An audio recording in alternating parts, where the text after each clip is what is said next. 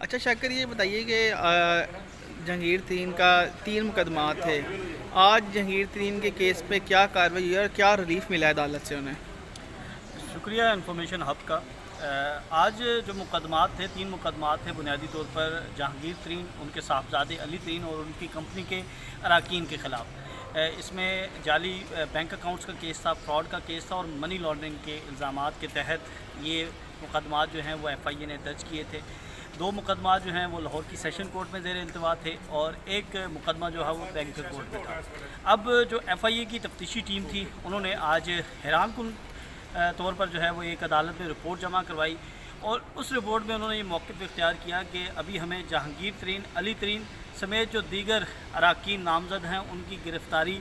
کی ضرورت نہیں ہے. ان کا یہ کہنا تھا کہ ابھی جو ہے وہ ریکارڈ جو ہے وہ اکٹھا کیا جا رہا ہے اور ابتدائی سٹیج پر یہ انویسٹیگیشن ہے، تفتیش ہے، تو اس لیے ابھی جو ہے وہ کسی بھی ملزم کی گرفتاری کی ضرورت نہیں ہے. جس پر عدالت کی جانب سے استفسار کرتے ہوئے یہ پوچھا گیا کہ آپ بتائیں کہ آپ کے اس بیان کو ہم ریکارڈ کا حصہ بنا لیں، جس پر جو ہے وہ تفتیشی افسر نے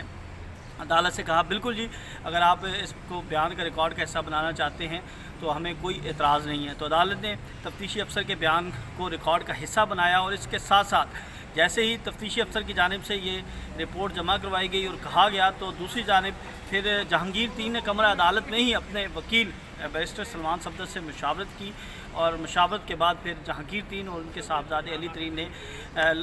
اپنی جو ضمانتیں تھیں وہ واپس لے لیں. عدالت نے ان سے استفسار کرتے ہوئے اس وقت یہ بھی پوچھا کہ آپ پر اس سے قبل کوئی مقدمات درج ہیں ایف آئی اے کے، تو اس پر جہانگیر ترین نے کہا کہ میرے اوپر کوئی اس طرح کا کوئی مقدمہ نہیں ہے اور اس کے ساتھ ساتھ ان کا یہ کہنا تھا کہ ان کے خلاف کوئی شواہد بھی نہیں ہیں اور ایف آئی اے نے جب بھی انہیں طلب کیا وہ پیش ہوئے اور ابھی بھی وہ تعاون کر رہے ہیں اور آگے مستقبل میں بھی وہ تعاون کریں گے. اور دیگر جو تھے انہوں نے اپنی ضمانتیں واپس لے لی ہیں، کیس یہ نمٹا دیا گیا ہے. اب جو اس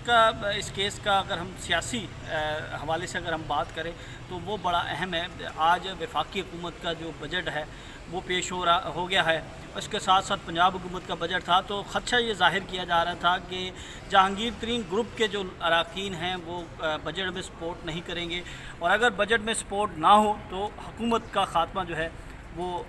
ممکن ہو جاتا ہے، کیونکہ اگر آپ بجٹ پاس نہیں کرواتے تو پھر ہمارے آئین پاکستان کے تحت جو ہے وہ حکومت جو ہے وہ ختم ہو جاتی ہے، پھر نئے الیکشن اور سارے معاملات جو ہیں وہ شروع ہوتے ہیں. تو آج اگر کہا جائے تو حکومت کی بھی ایک کامیابی ہے اور دوسری جانب ترین گروپ کی بھی ایک کامیابی ہے. ترین گروپ نے اپنے جو ان کے جو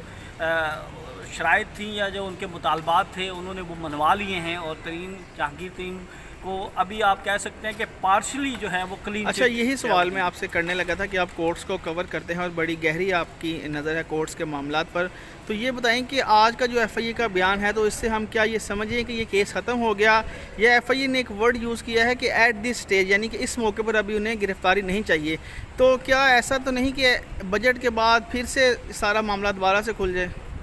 بالکل آپ نے درست کہا. دیکھیں یہاں پر جو ہے اگر ہم تھوڑا سا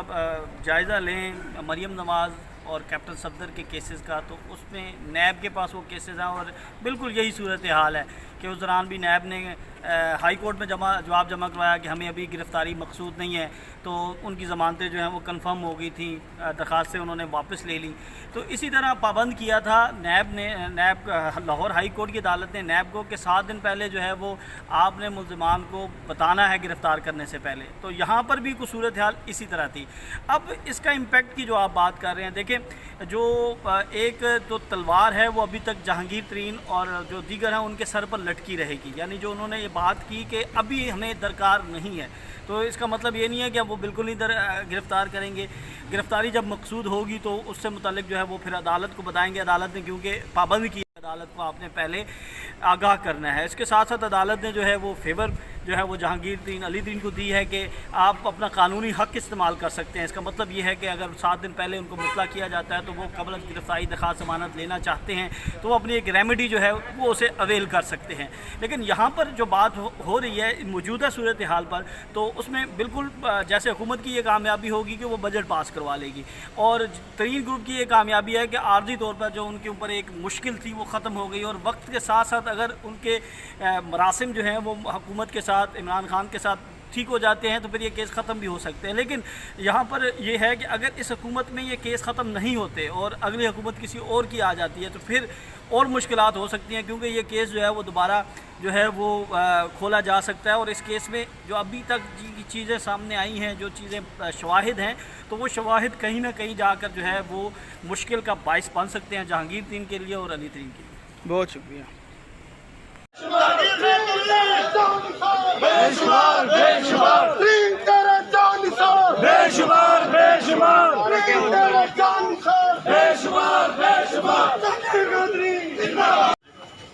جہانگیر خان ترین جہانگیر خان ترین جہانگیر خان ترین جہانگیر خان ترین جہانگیر خان ترین جہانگیر خان ترین